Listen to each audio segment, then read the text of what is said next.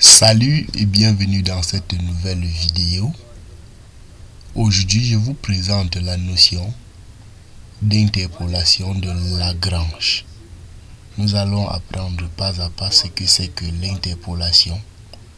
Et je vais vous inviter, avant de commencer, de vous abonner à la chaîne Busnoun et de partager la vidéo. Si cela est fait, on commence. On dispose d'une série de couples de points xi, fi, i appartenant à l'ensemble 0 jusqu'à n.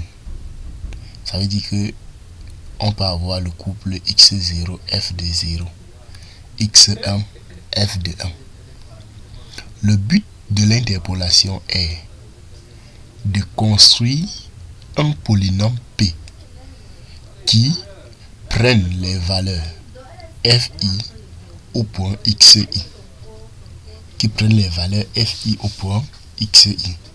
Si on suppose que les valeurs fi sont issues de l'interpolation d'une fonction f en xi, nous tenterons de quantifier l'erreur f de la valeur absolue de f de t moins p de t.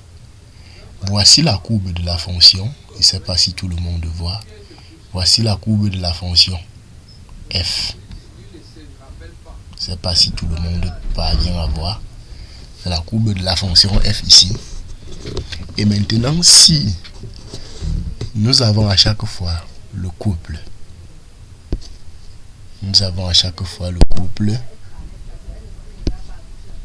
x0, f2, 0, x1,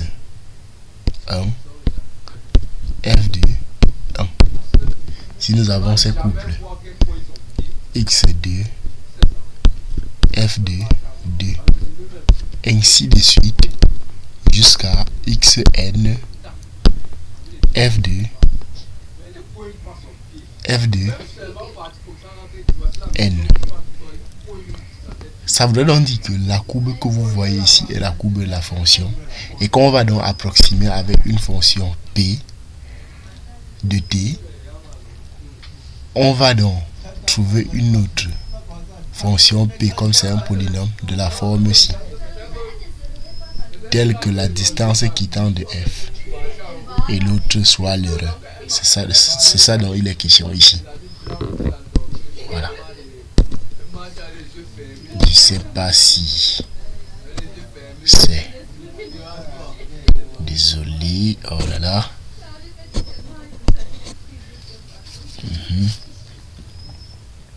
Voilà. Donc c'était un peu ça. On va donc continuer. On ne présente ici que l'interpolation de Lagrange.